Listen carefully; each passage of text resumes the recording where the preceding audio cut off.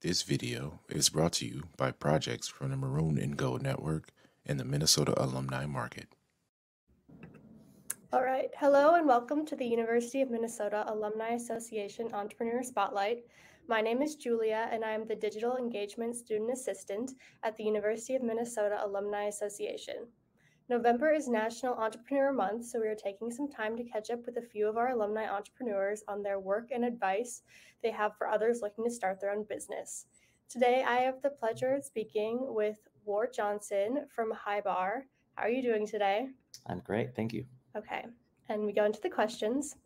So first is, what did you study at the University of Minnesota and why did you decide to become an entrepreneur?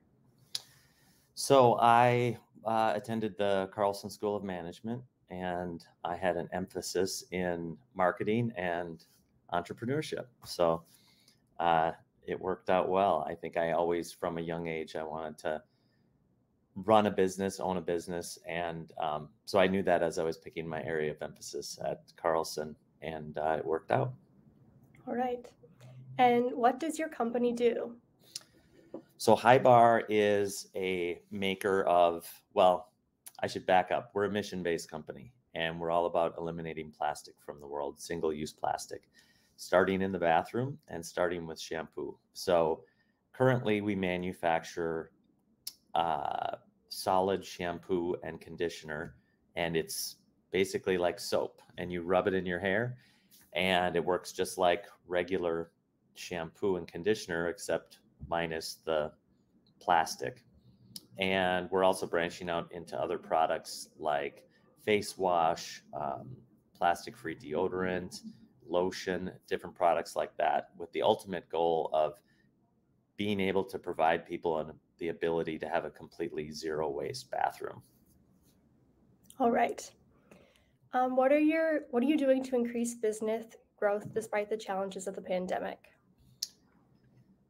Well, I think for us, there was definitely challenges with the pandemic on the marketing side because it's difficult to sample products in a store right now. And certainly early in the pandemic, it was difficult to get people to try new products. I remember personally, I would go into, in April of 2020, I'd go into a grocery store and the health and body section was where you caught your breath before you went to move on to do the rest of your shopping. You weren't exactly walking around browsing new products. So trial was difficult for us. And I think we relied heavily on our social media and our online following. And surprisingly, during the pandemic, we thought maybe the environment and sustainability would kind of take a back seat in the overall conversation that was in the collective conscious out there, but it actually increased. People started to think more about how they could be more sustainable in their lives. So we were able to kind of focus on that area. The other half of it is supply chain. That has definitely been very difficult for a lot of industries, but us as well. There are, certain ingredients that we're not able to get, certain types of packaging are not available, containers that are stuck in transit. So there's a lot of issues there. And that's just been an ongoing battle of just trying to smooth out the supply chain as much as possible and survive it until a day when hopefully things naturally smooth out again and the pandemic passes. All right. Hopefully. Yeah. What resources have you utilized to help grow your business? Well, I think that certainly this is a good question. What resources have we used to help grow our business? I have a great team that I work with. There's 4 founders at HiBAR. I have experience having built and sold a business over 20 years before HiBAR. So that helps us avoid some of the pitfalls that I ran into in my original entrepreneurial adventure. I have a partner, Dion, who is an expert in branding and does a fantastic job running our marketing department. And then I have 2 partners that are in operations and sales who are also fantastic. From an outside perspective, I mean, certainly you're always looking to colleagues and, you know, people with different levels of experience. I am someone who believes strongly that you never should walk into a room thinking you're the smartest person in the room. And even amongst the 4 of us, the founders of HiBAR, I think it's important for us to, you know, check your ego at the door and be willing to go out and ask for advice from other people that you trust or other people that might have an experience that's different from your level of experience.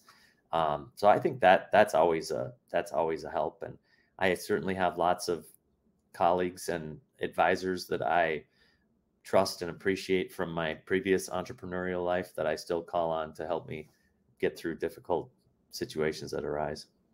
All right. And the last question is, what key lessons have you learned throughout your career that you would like to leave with folks? Well, check your ego at the door. You know, never assume that you're the smartest person in the room. Listen to other people, and surround yourself with great people. I can't tell you, I am a lifelong, I think I will have a lifelong learning curve in delegating. And, you know, you can't do it all yourself. And it feels that way sometimes. Like if this doesn't get done this way, if I don't do it my way, it's not going to get done right. It's not true. You've hired great people for a reason. You've surrounded yourself with capable people for a reason, and you need to rely on those people.